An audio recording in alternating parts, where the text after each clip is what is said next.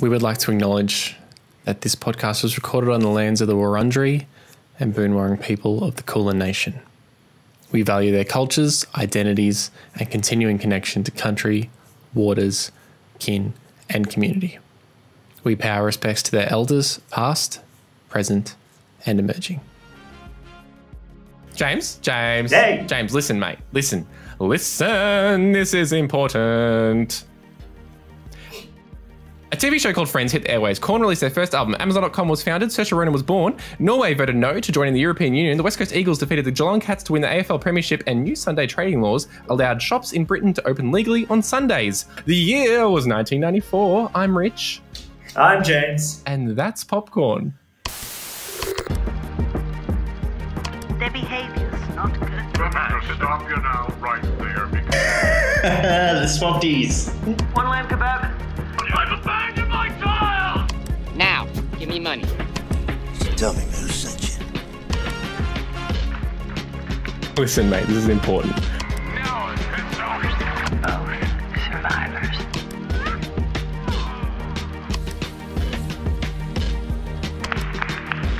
I thought you were real. Son of a bitch!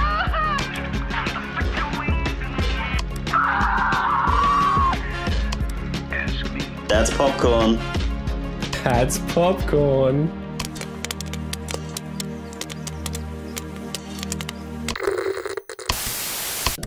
Hello-y. Welcome to That's Popcorny. Yep, that's what we do now. That's Popcorn, the show where we watch a great film and a Gronk film. Gronky. And then we compare them the best we can. James, Yes. I'm well. I'm looking forward to today's special 1994 extravaganza. that's right. Today we're doing 1994. We're going through the best and worst of 1994. We're taking some learnings from the last time we did a list, and we've shortlisted them this time rather than taking 7 days to go through everything. That's right. So it's not, it might actually be some content rather than just 90 minutes of us reading. Yeah, reading the Brownlow votes. Which will be good, which will be nice. Because, I mean, really what we were doing was just transcribing a Wikipedia page. Yes. Yeah, We we were doing something. Just a Wikipedia page. We were doing something that probably Siri could have done better. Then I was going, oh no, read that wrong. Let's start with the great films. Yes, let's do that. So this week I had the task of the great films of 1984. I'm just going to run through the entire list of what we first determined was great films, and then we can kind of dig into the shorter list. Yes. So, great films. We had Forrest Gump, Leon the Professional, The Mask, The Usual Suspects, The Shawshank Redemption, The Adventures of Priscilla, Queen of the Desert, Stargate, Tango, it says The Lino King. I want to see that film. Yeah, we used to shop there when we were doing our floors. It sounds like a sequel to The Cable Guy. It's like Jim Carrey is The Lino King. Speed, Pulp Fiction, The Hudsucker Proxy, Casa de Lava, Love N.A. 45, Night Watch, Clerks, Ashes of Time, Suture, Fists of Legend. Or is it Fists of Legend? I'm not sure. Lady Bird, In the Mouth of Madness, Cemetery Man, Three Colors White, Exotica, Crumb, True Lies, The Last Seduction, Fresh, Drunken Master 2, Heavenly Creatures, Through the Olive Trees, Cold Water, Shallow Grave, Hoop Dreams, Three Colors Red, Chungking Express, Bullets Over Broadway, Imaginary Crimes, The Madness of King George, 4 Weddings and a Funeral, 32 short films about Glenn Gould, Blue Sky, Body Snatchers, Ed Wood, Gulwar, Jamal Jamal, The Scent of Green Papaya, When a Man Loves a Woman, Barcelona, The Crow, Blink, IQ, Junior, Mrs. Parker and the Vicious Circle, Nell, Only You, The Paper, Raining Stones, Red Rock, West, that's hard, Sirens, Red Rock Deli, Sugar Hill, Sunday's Children, To Live, Vanya on 42nd Street, War Room, Widow's Peak, The Wonderful Horrible Life of Leni Riefenstahl. Whew. That was the big long list. So Good work. Instead of going 10 hours through that, we've shortlisted them. So yeah, I would debate that some of those films are amazing, considering it's been almost 30 years and I've never heard of some of them. But also I have heard a lot of them referenced in other things. Yeah, I think some of them got on lists of like personal top 10s that people liked from 1994, but not necessarily. Or like a very, very specific list of 1994. This is my favorite 1994 films that have X in the title. Exactly. Like, 1986 favorite films, I'll have Transformers the animated movie, but it's not necessarily a critically loved, amazing film. It's just something I've seen many times. Yeah, I think 1994 actually has a few of those. A lot of those films you've mentioned, I've seen many a time. So, what do you got for me? So our shortlist starts with Pulp Fiction. Never heard of it. Never heard of it? Well, No. Pulp Fiction is the lives of two mob hitmen, a boxer, a gangster and his wife, and a pair of diner bandits intertwine in 4 tales of violence and redemption. Quentin Tarantino film, known for its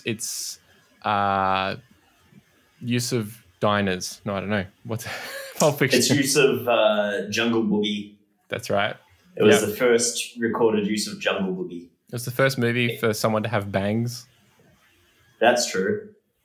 First movie where there's nothing there. Nah, nothing at all. First Nothing at movie all. that John Travolta was ever in. Don't check that. Was his debut. Was his debut. That was his debut. Was his debut. I haven't seen it for a long time. It's I watched it kind of recently. It's one of those movies where whenever it's on TV, I'm like, yeah, I'm going to watch this. But the other flip side of that is if it's on TV, they fill it with ad breaks and it goes for 19 hours. Yeah. And do they like cut out swearing and stuff? Potentially. They didn't do, I think it's Argentina perhaps. It might be somewhere else, but I won't fact check it. But there is somewhere in the world where for their TV broadcast, they re-edited this film so it was linear. Oh.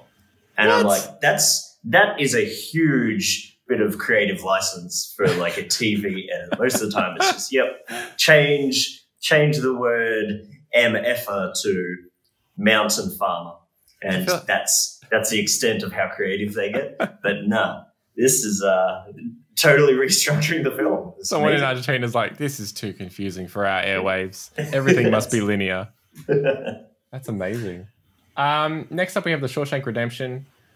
2 imprisoned men bond over a number of years, finding solace and eventual redemption through acts of common decency. I feel like that's a description of our podcast. We're bonding over a number of years. Yeah, this is the second redemption movie in a row. 1994 had a very redemption theme. Redemptive, yeah.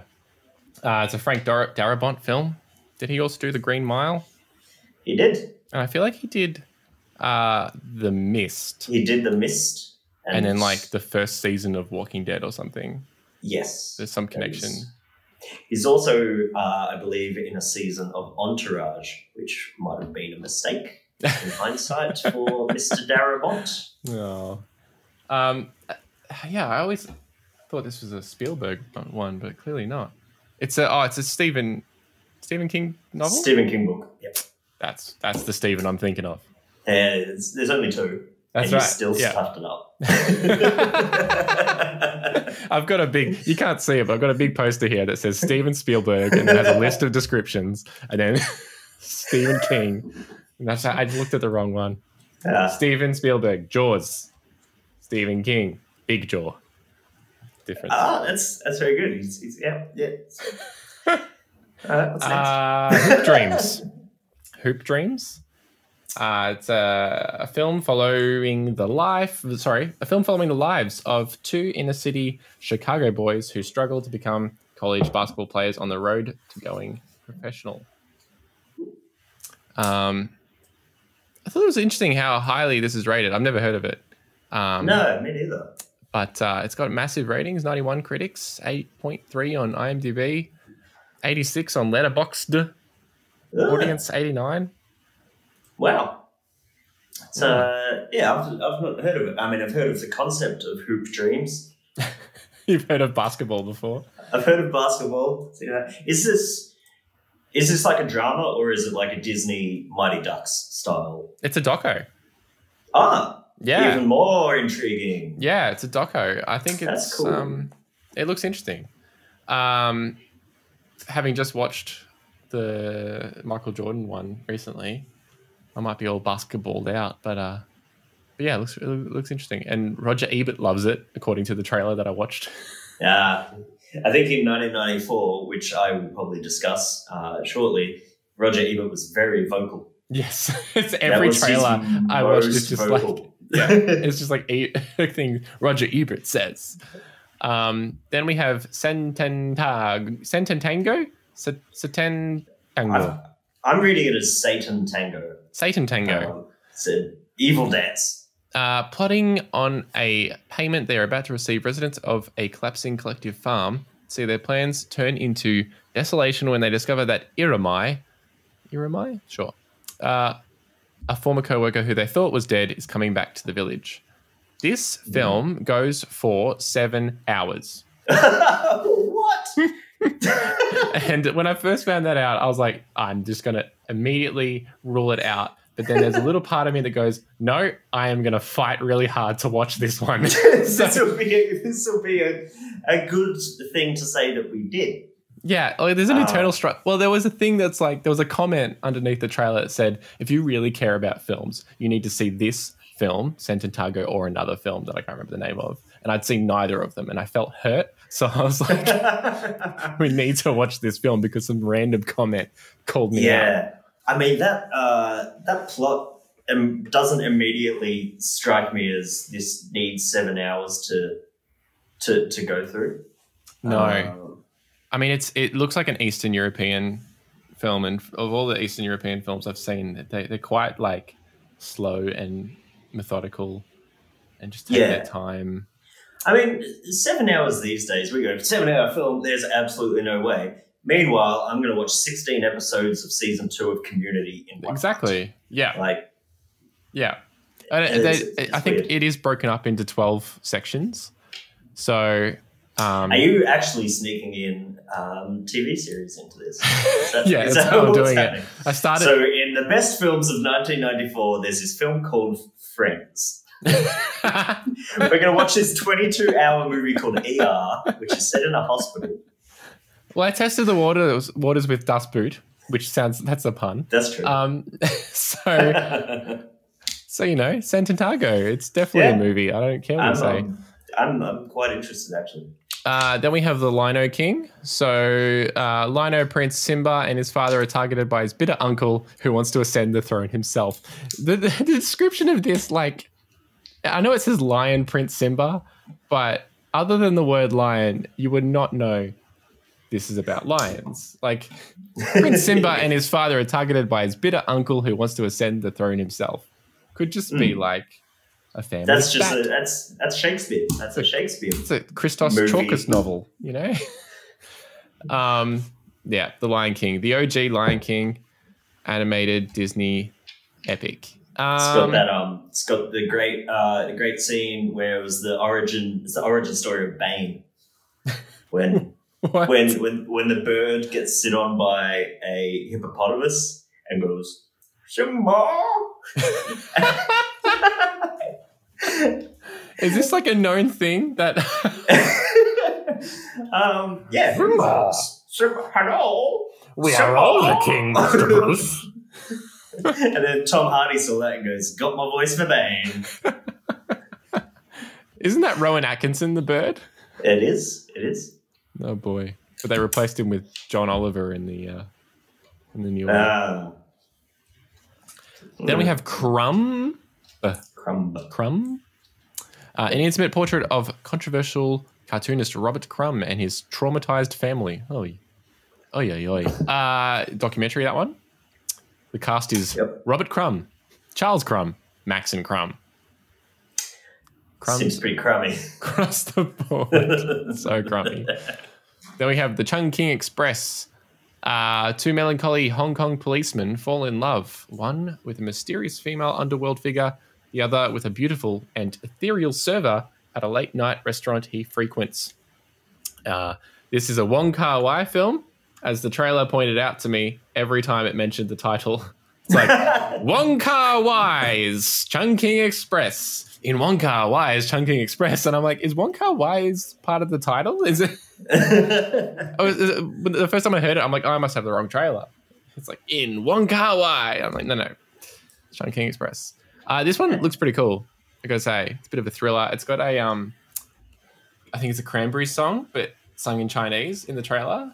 Oh. And that, that can't do the song. It'll get us for copyright. But it's pretty cool. Pretty cool trailer, pretty cool looking film. Then we have To Live or To Live. I don't know.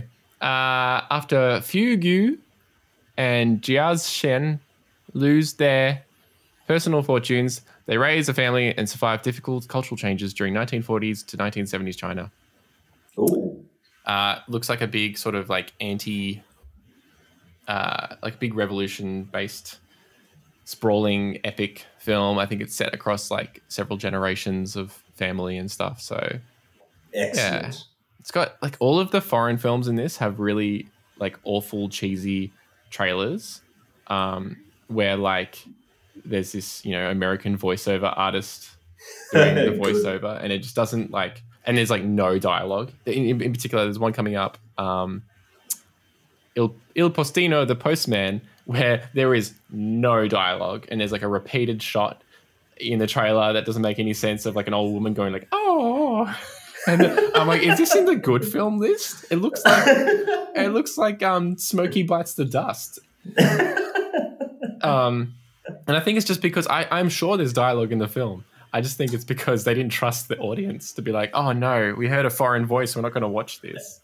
I'd say so. You've got to think this is like just after Jurassic Park came out, so audiences had very high expectations of every film to be Jurassic Park. And if you're going to spring, okay, this is a very dialogue-heavy film, and the dialogue isn't in your language, it's going to be a push. Well, it's great because there's even a particular bit where the voiceover's like, and then he's going to find his words from famous poet Pablo, whatever his name was.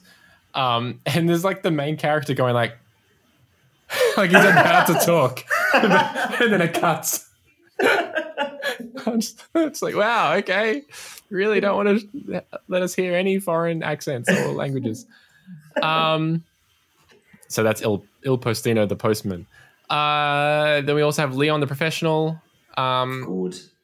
Matilda, a 12-year-old girl, is reluctantly taken in by Leon, a professional assassin, after her family is murdered. Full stop. An unusual relationship forms as she becomes his protege and learns the assassin's trade. One of Luc Besson's better films. It's a top film. One of my top 10. I'm going to put it out there. Really low critics rating, 67. I don't get that. Yeah, I don't know. Maybe because it's like about a 12-year, like it's got like a weird Lolita vibes. It's kind of it does a little bit. Then once were warriors. A family descended from Maori warriors is bedeviled by a violent father and the societal problems of being treated as outcasts. I had heard of this movie a lot, but never seen it or seen anything about it. And so when I saw the trailer, I was surprised that it was a New Zealand film. I had no idea. Right. What in your head, what did you think it was? I think I was thinking there's another film called Warriors, isn't there? Or there's The Warriors. The Warriors. The one that's like Warriors. That one? That's the one. I was thinking of that film. Not a sequel of that at all. This is a sequel of that. So it's The Warriors, and then they're like, oh, once were The Warriors. Yeah. Then we have Through the Olive Trees. This one in the trailer mentions Quentin Tarantino, so of course it does. A depiction of the off-screen relationship between the actors who play the newlyweds in the film And Life Goes On, 1992. Very confusing synopsis. Okay. I don't remember the trailer lining up with that synopsis, which makes me think that synopsis is wrong, but I don't know, and I'll never know. Why did the trailer mention Quentin Tarantino? It was like, I mean, he was a guy. Quentin Tarantino says this film is amazing. Blah blah blah blah. Wow, that's something. Yeah. Then we've got Ed Wood. Ambitious but troubled movie director Edward D. Wood Jr. tries his best to fulfill his dreams despite his lack of talent.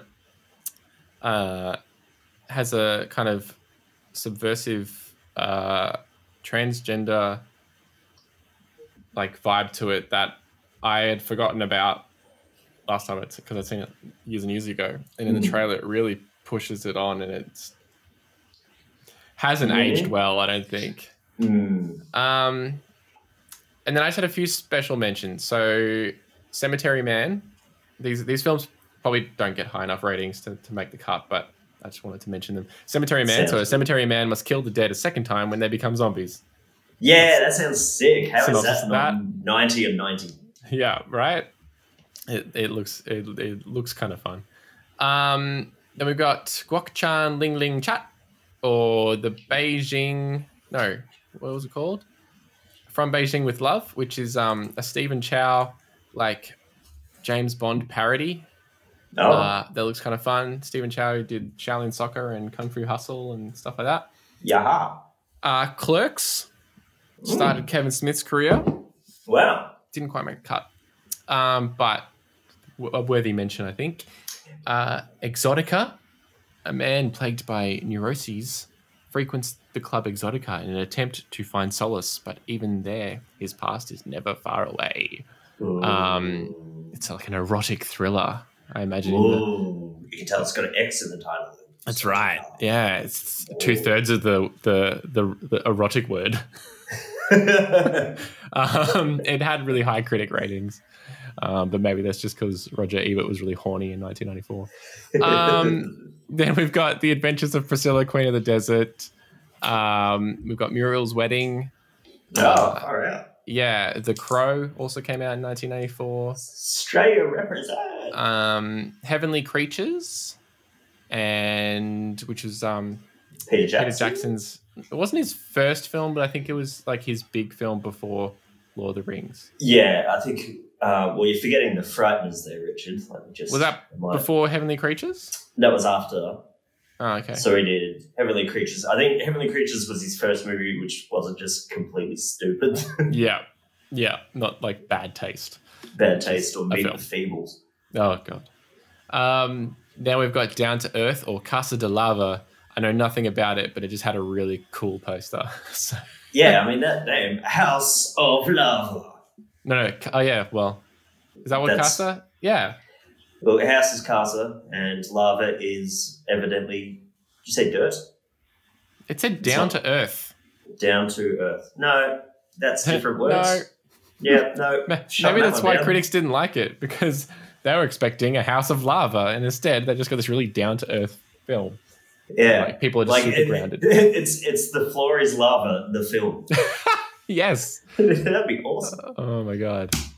What's that about? Do you have what that's about? Nope, that would be good to have. Okay, that's all right. I think our guess of Floor is Lava, the movie, is the best. Yeah, no.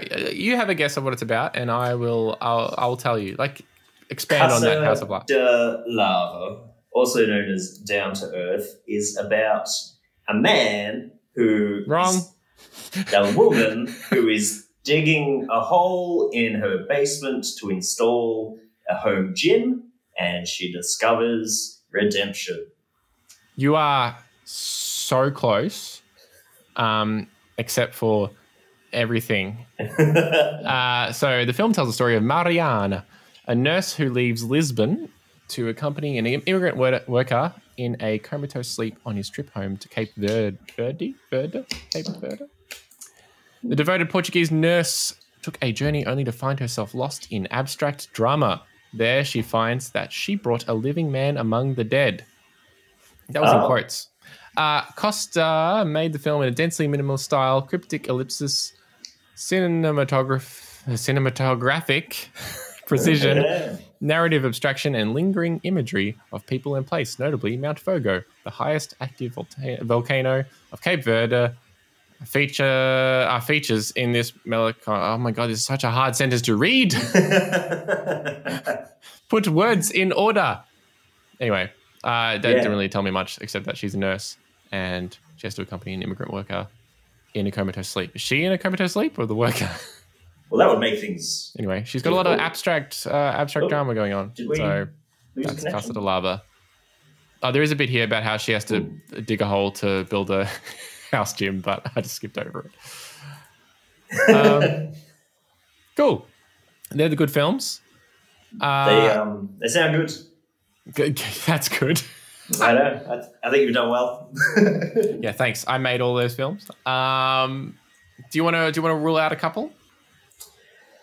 I would only rule out Pulp Fiction and Leon the Professional and Shawshank Redemption because I've seen them all very recently. But that doesn't mean we have to. No, happy to rule them out. I want to rule out Il Postino, the Postman. It doesn't look that.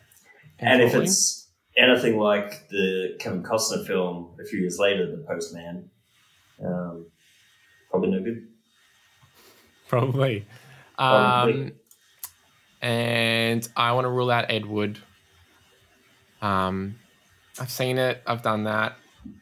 It's fine. It's Tim Burton film about, him making a bad film and stuff. So, bye. Bye-bye. And I want to rule out Through the Olive Trees. Yeah, that one sounds like nothing. Do you want to have another crack? Another crack? At ruling out a film? Oh. Yeah, could do. What else was on there? We've got Hoop Dreams, Three Colors Red, Satan Tango. You got The Lion King, you got Forrest Gump, you got Crumb, Chungking Express, To Live, Once Were Warriors. Well, let's get rid of Forrest Gump. Okay. Gumpy's gone. I mean, I could quickly just tell you my thoughts on Forrest Gump. Again, this is something I watched quite recently. I think it's a little bit more manipulative than everyone says it is. Like, oh, it's just so real. No, it's not real. It's dumb. It's dumb. You heard it here first. We've lost 80% of our viewers. Fight me on it. I don't care. I'm happy to die on this hill. Let us know in the comments. All right, cool. I think I want to get rid of The Lion King. Okay. Well, I think that's a good list to take to the next round. I think so. We've got Hoop Dreams, Three Colors Red, Satan Tango, Crumb, Chungking Express, To Live, Once Were Warriors. Yeah, good. All right. Let's have a wee little break and we'll be back to do the Bad Boys. That's popcorn. Oh, and we're back. Yeah. Welcome back to That's Popcorn. I'm still rich. So I don't know why I do this. That's good. Just do it for the love. Just do it for the love. One of these days we'll actually eat popcorn on the show. Man, we could do that now, but I'm not gonna. It's gotta be the worst thing to listen to. We won't cook the popcorn. We'll just have the kernels. We'll just suck on them. Oh, sucking on kernels. Sucking on the kernel. That's a t-shirt. That's a podcast. That's an OnlyFans account. That's an OnlyFans. OnlyFans.com/sucking on kernels. It's a KFC themed OnlyFans. James. Yes. I have some bad movies to talk through and about. Let me go through the entire list. Please. And then we can discuss the short list. For bad movies of 1994, A Low-Down Dirty Shame, Wagons East, Getting Even with Dad, North, Cabin Boy, Car 54, Where Are You? The Specialist, Exit to Eden, It's Pat, How the West Was Fun, didn't screw it up, that's good, House Party 3, Major League 2, In the Army Now 1, Lightning Jack, Mixed Nuts, The Next Karate Kid, Intersection, Milk Money, Double Dragon, Bad Girls, Trial by Jury, Clifford, Trapped in Paradise, Beverly Hills Cop 3, On Deadly Ground, Three Ninjas Kickback, Speechless, Street Fighter, Blank Check, Jimmy Hollywood, My Father the Hero, Cops and Robinsons, and The Flintstones. Big list of baddies, many of which I've actually seen and didn't realise that they were so universally hated. But let's get into that in a bit more detail. Let's do it. So first up, what we have is Wagons East, which is a Western spoof, which apparently, like, even you might have recognised going through that list, a lot of those films are Western spoofs. I think 1994 was like, yeah, no, it's going to be funny, cowboys, but with jokes. So Wagons East is when a group of dissatisfied settlers decide they've had enough of the Wild West. They hire James Harlow, an alcoholic wagon master, to take them back east. The eclectic but happy bunch includes Dr. Phil, not the Dr. Phil, Dr. Phil, prostitute Belle, an openly gay man Julian, but the railroad investors don't want anything out that the West isn't a nice place, so they do everything they can to make sure the group never makes it to their destination. Interesting fact is that John Candy plays the wagon master, but the main guy is Dr. Phil. He's played by Richard Lewis from Curb Your Enthusiasm. And I had no idea that at one point in his career he was considered a leading comedy man. And also, openly gay man Julian is played by John C. McGinley of Scrubs fame. And also quite irregular in the bad movies of 1994 list, which is interesting. I think he showed up in 3. John C. McGinley does. John C. McGinley showed up in 3 of that list. Possibly more. This film just looks like it's trying to offend everyone. Oh, okay. Don't worry. 1994 seemed to be like the year when they're going to offend everyone, because cool. That's that almost looks like it's taken the high road compared to what's coming up. Oh God! All right. Getting Even with Dad. Conman Ray Gleason is going after one last heist, a stash of rare coins, when his strange son Timmy unexpectedly shows up. Ray is too busy with his robbery to spend much time with his son, so Timmy decides to blackmail Ray into acting like a father. He hides the coins and promises to give them back only after Ray takes him to amusement parks and baseball games. All the while, Detective Teresa Walsh is closing in on Ray. Macaulay Culkin's last film before he turned into a not so adorable teenager. Adorable 10-year-old, then a semi-adorable 12-year-old, and then 15-year-old. No one wants to see it. And now he's just a really self-aware Twitter person. No, I think he's headed back in the right direction. Good on you, Macaulay. It's also got Ted Danson. Ted Danson, yep. Ted Danson on the street. Dancing on the street. Dancing on the street. I didn't know that this film was so panned. Like, I always knew about it. I've never actually seen it. But, yeah, critics score of 3%, audience score of 25%. I was like, wow. I knew it was bad, didn't know it was that bad. Wow. Then we have North, which I'm just going to put out there. I watched this movie like 500 times growing up. I love it. I've never heard of it. North, played by Elijah Wood, is a talented and bright kid, but his mum, Julia Louis-Dreyfus, and dad, Jason Alexander, you've seen them before, utterly preoccupied with other things in their lives, leaving him largely ignored.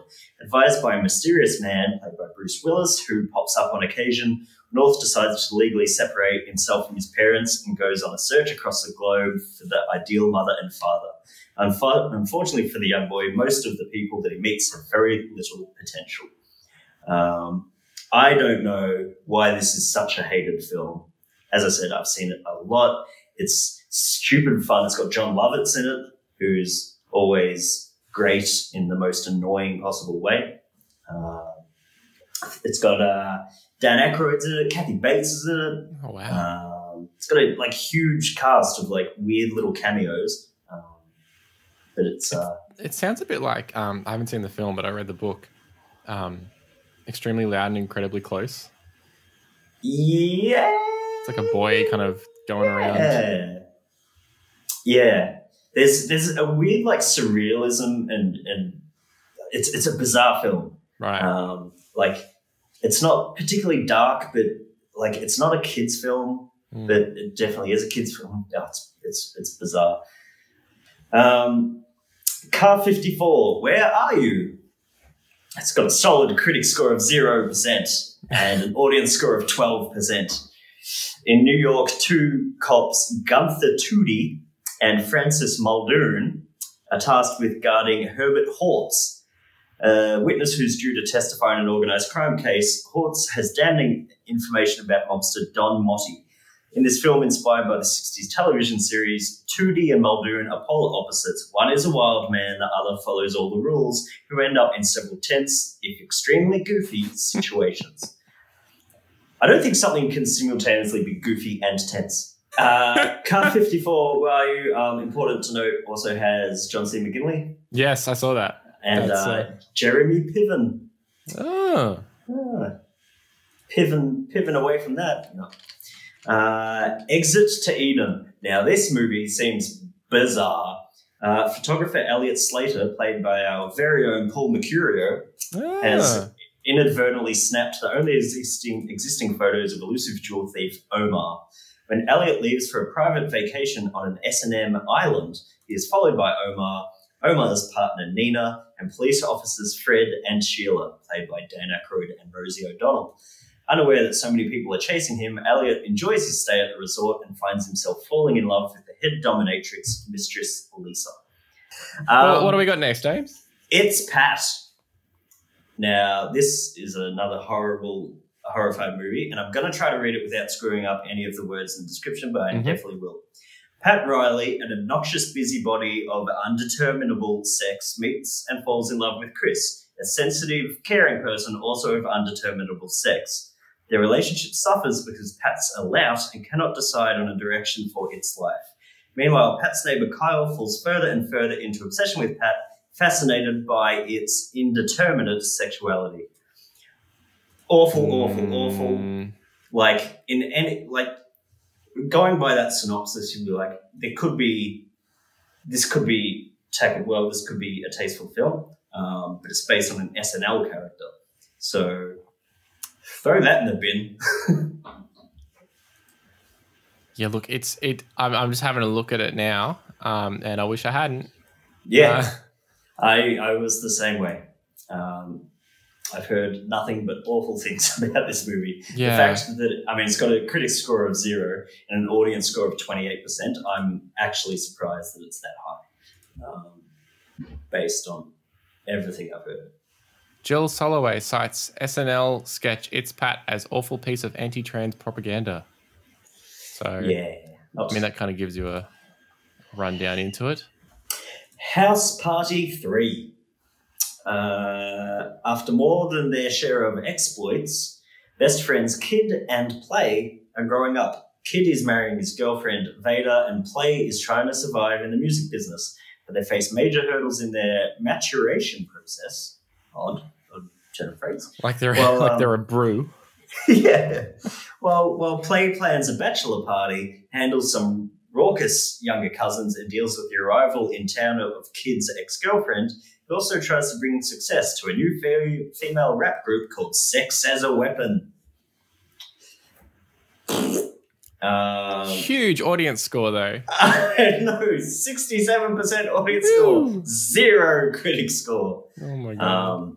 I haven't seen House Party 1 or 2. I feel like I have seen one of the House Party films. Yeah? If not this one. I don't remember why or when or how. Yeah. It seems like something that would have been on late night TV or something. It's like, I'll just watch this stupid film. I feel like I might have rented it. Wow. That's man. I mean, I'm kind of interested in how the female rap group Sex as a Weapon has gone. It's not the best name. No. So it's more of an album title than a band name. That's true. In my opinion. I think I knew you were around to give them some critiques at the time. If I was Play, which isn't a name, by the way, I'm just going to put that out there. The next Karate Kid. Karate Master Mr. Miyagi. Well, that's M's. A lot of M's. Karate Master Mr. Miyagi goes to Boston to attend a military reunion. There, he visits with Louisa, the widow of his former commander, and meets her granddaughter, Julie. Julie's parents were recently killed in a car accident, and she is still reeling from the loss. When Julie surprises Miyagi with her knowledge of karate, he takes her to a Buddhist monastery for training and to help her come to terms with her angst. Interestingly, also has a Cranberries song in the trailer. Ah. Yeah. Good crossover there for Chungking Express. That is interesting, isn't it? Might come in later. Hilary Swank. Yeah. The Swank. I remember seeing this as a kid, and it never in my mind put together that it was Hilary Swank until I grew up. Yeah. Did you have you watched the new Cobra Kai TV show? I haven't. Everyone's talking about it. Oh, I haven't watched any of it. Just it comes up on my Netflix all the time. It's an interesting, we've found the main actors and we're just going to continue the story. It's like they did that with, is it Wet Hot American Summer or something? Yes. Except they've done this with all seriousness. Yeah. Whereas that one is they're still meant to be teenagers, but they're just it's actually a prequel. It's a prequel that's right. to the movie. That's great. Which is a excellent move. Brilliant work. Next up, Double Dragon, video game movie. Ding ding ding. Can you in post? Can you put in high score? Yeah, sick. Yeah. I'll spend all my time working on a little intro for that. 3, 2, 1. It's a game movie.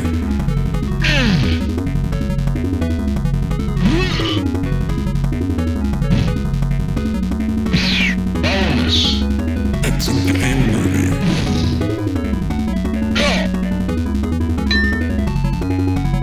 Game over.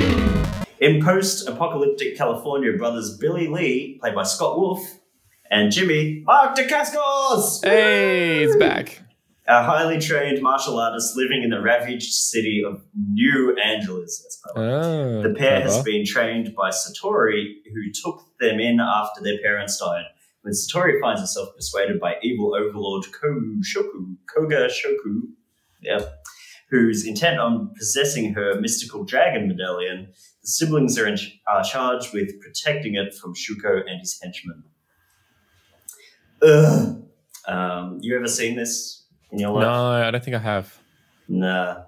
Robert Patrick, fall from grace 2 years after being in Terminator 2. Oh, was he the villain? Yeah. Yeah, straight. It's Terminator 2, I'm a big, terrifying bad guy. What's next for my career? Double Dragon, that sounds great. He was also in the X-Files, wasn't he? He was Mulder's replacement. I don't think he's made the best decisions. I mean, to be fair, he didn't need to act a lot in Terminator 2. He did. He wasn't really killing people, Richard. But he did actually go through those metal bars. He did. Got his arm stuck. Embarrassing. Oh, awkward. It's classic Terminator. They just left him there. On deadly ground, Forrest Taft. Forrest Taft. Oh, Gardner Lodge's nephew. Forrest Taft, Steven Seagal, That's the worst name. That's stupid. Forrest Taft. That sounds like a brand of antiseptic or something. It was going to be called Forrest Gump, and then the trailer for that movie came out, and they're like, quick, change it to something. Taft. Who's your favorite ex-president? It's definitely Taft. God. Taft.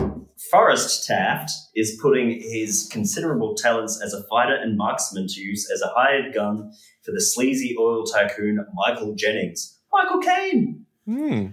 The latter's bottom-line tunnel vision has him destroying entire communities if it means a bigger profit for his business, while in Alaska taking care of some business for his amoral boss. However, Taft meets a native Eskimo woman who helps him to discover the error of his ways and pursue a more righteous Pat.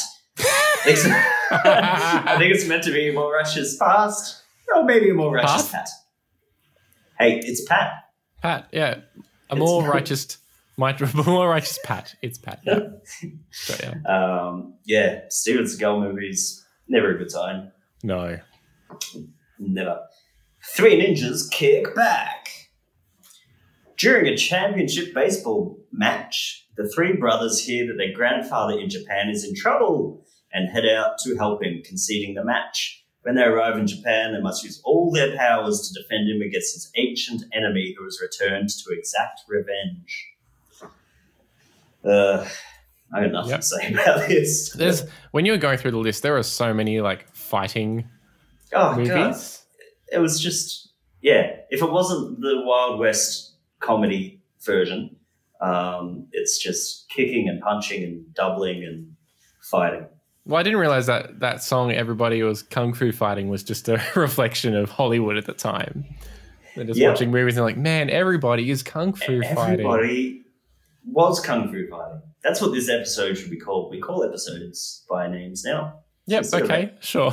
Instead of episode 9, this one is called "Everybody Was Kung Fu Fighting." And there we go. We've lost our audio in this YouTube. Copyrights come down hard.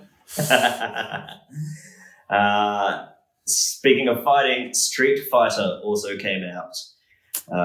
So big video game film here. General Bison, the evil dictator of Chandelou, captures a busload. That's an actual weight of measurement. A busload of relief workers and holds them for ransom. Colonel Guile leads an international strike force to invade Chandelou and rescue the hostages. Along the way, Guile recruits Chun-Li, a reporter and martial arts expert whose father was killed by Bison years ago, 2 young con men, and a sumo wrestler.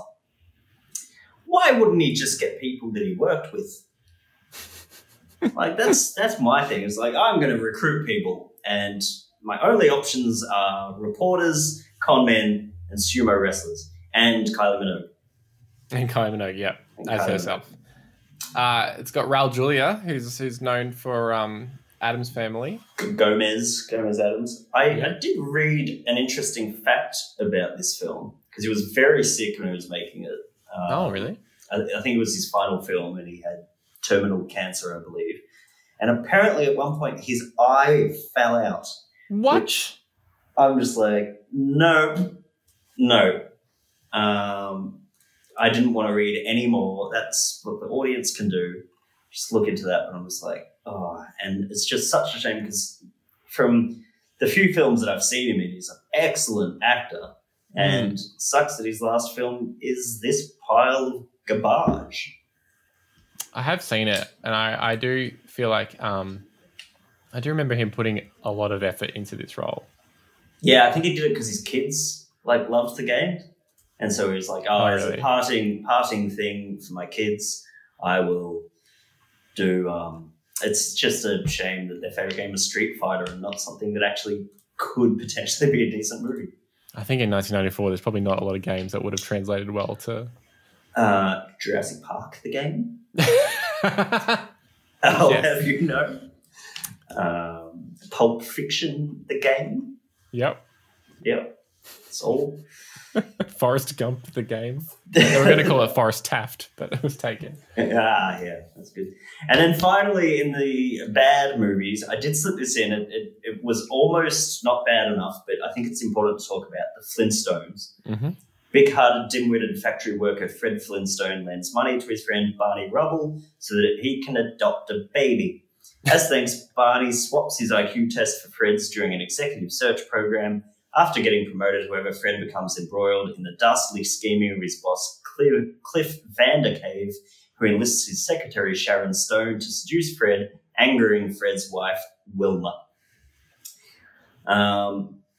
Again, I saw this one as a kid, and I'm not sure if it deserves the critics' hate and the audience hate that it has. I feel like John Goodman's perfect to play Fred Flintstone.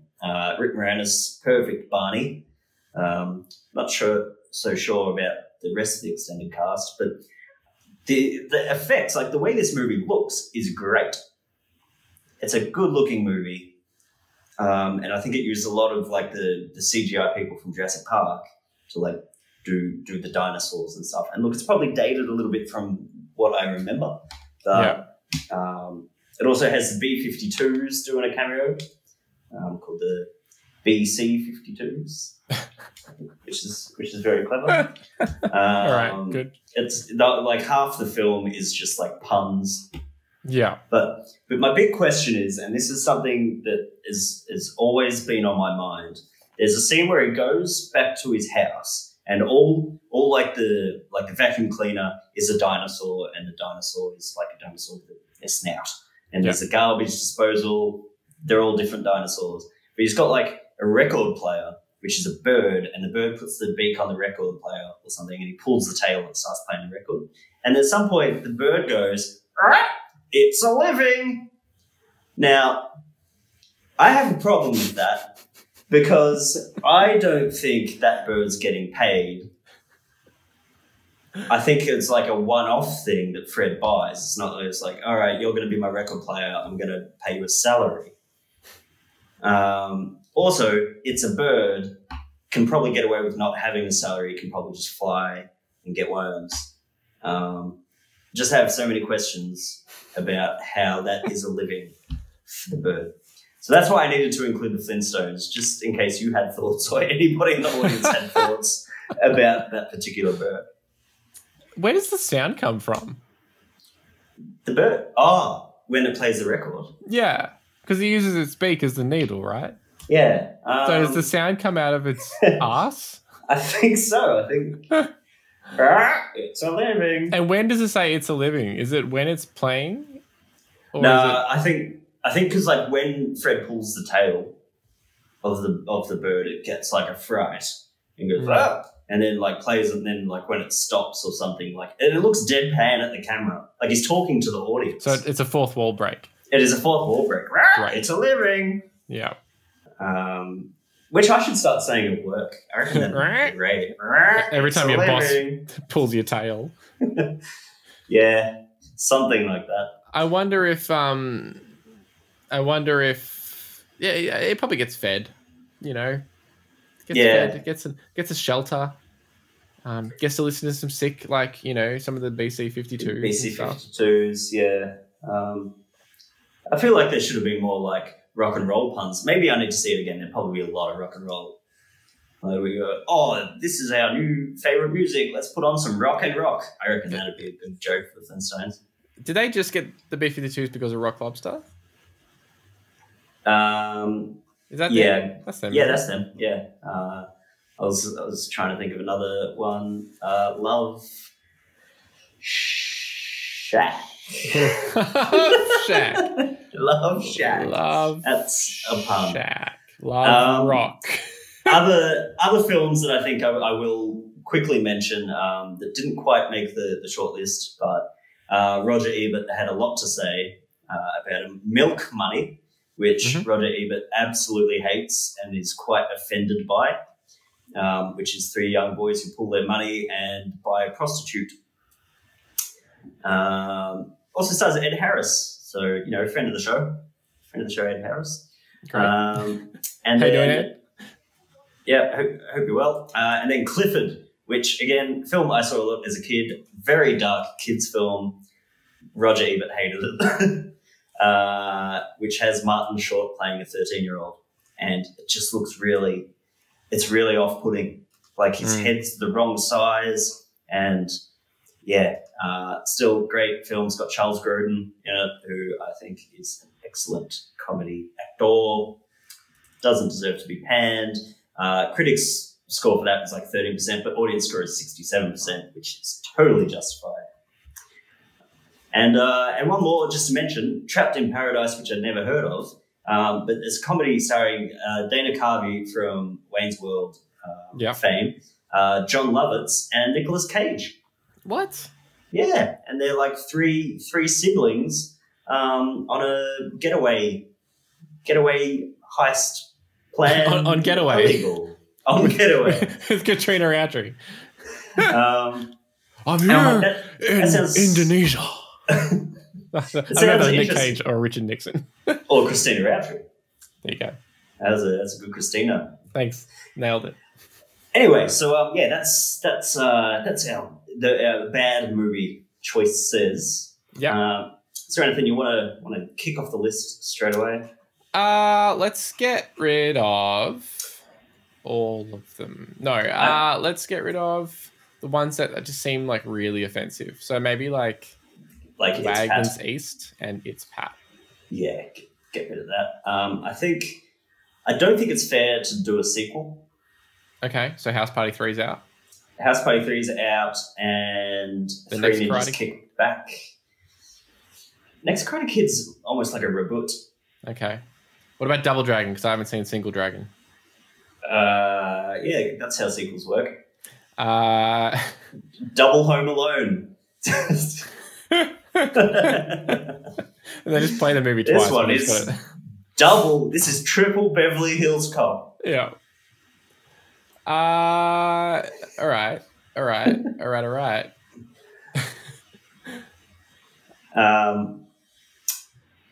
Like, I wouldn't, because, okay, it's probably unfair because I have seen it, but because you haven't, and I'm very keen to talk about it, I'm very interested in watching North again, purely to see what you think about how bizarre this film is with all the cameos. I wanted to watch North, so Good. So that I think works out quite well. But we need something that goes with North. South. Okay, we're watching North and South.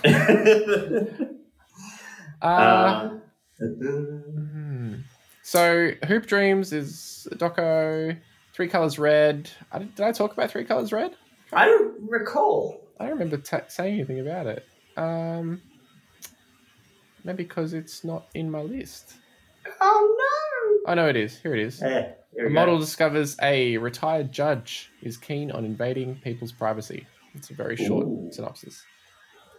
I've definitely seen... I think I've seen Three Colors Blue, but maybe not red. I've seen Three Colors just Before? in my life. Like right now? I am very colorblind and can only see three colors. I mean, if you could see three colors, you could probably see all of them. No, not when one of the colors is white and the other one's not black. Yeah. I hear you guys talk about shadows, but I don't get it. Don't get it. All right, let's get rid of Crumb. Let's get rid of Hoop Dreams. I really do want to see Satan Tango, but I don't know if I've got 7 hours to put aside. That's true. Three Colors Red. Let's get rid of that because I don't know if you can see it. Let's get rid of Two Live. So that leaves us with Chungking Express and Once Were Warriors. Maybe let's do Once Were Warriors. Okay, reasoning. I haven't seen it. Wait, which film had a Cranberry song in it? Was that North? No, that was the next Karate Kid. Okay, bummer. Yeah, it's All right, it's a shame. Once Were Warriors because it's south. It's the southern hemisphere. It's There we go. We were New Zealand. And North because it's North. Yeah. Elijah Also, Wood crossover with New Zealand because of Lord of the Rings. Lord of the Rings. That's a crossover. Also, North. He did that before Kanye did, yeah. Wait, is Kanye's kid called North? Kanye. Yeah. Yeah. Okay. Yeah. There you go. Kanye's probably inspired by this movie. That's right. Yeah. Or Maps. I don't know. I can't imagine him being a big map guy. Not a big fan of the yeahs. That's Maps, isn't it?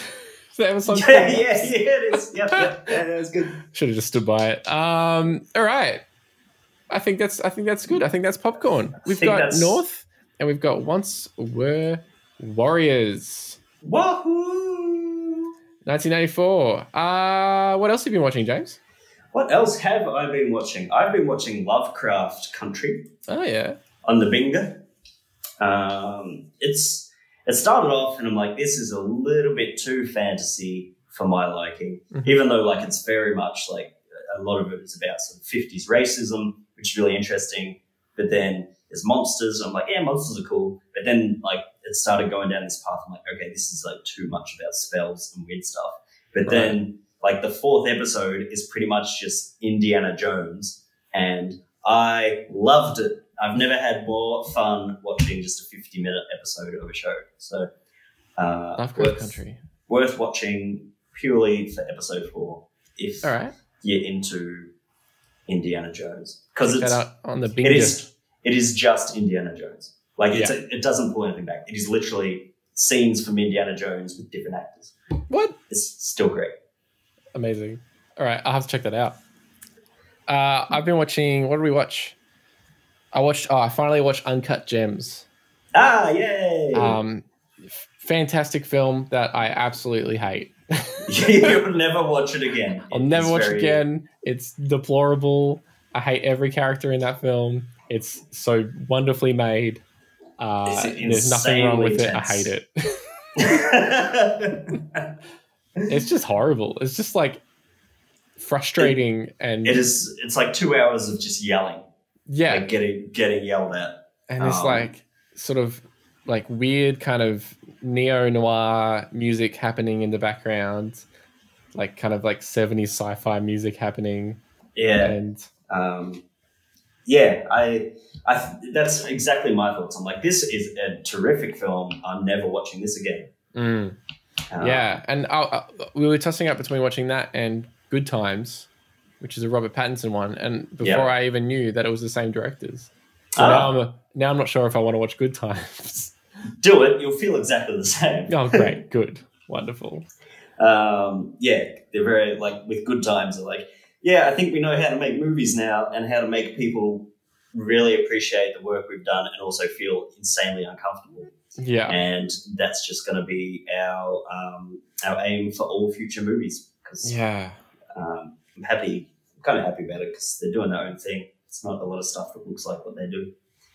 Yeah, and it's all shot in film and stuff. And then the weird, like, getting Kevin Garnett to play himself vibe. And the other thing I watched was I'm Thinking of Ending Things. Did you watch that? I haven't seen it yet, no. Good. Much the same? Good. Much the same. Don't want Charlie, I do want to watch it again. Absolutely want to watch it again just so I can understand what it's about. In true Charlie Kaufman fashion.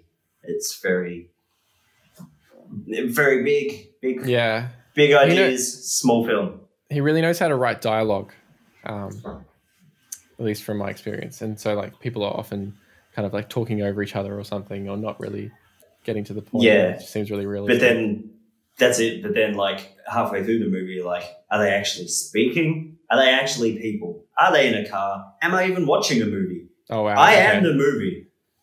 Might see if I can watch it tonight now after that recommendation. That sounds amazing. That's It's got the girl from Beast in it. Have you seen Beast? I've seen A Beast. So there's a movie called Beast. It's got her and Johnny Flynn of Being Johnny Flynn vibe.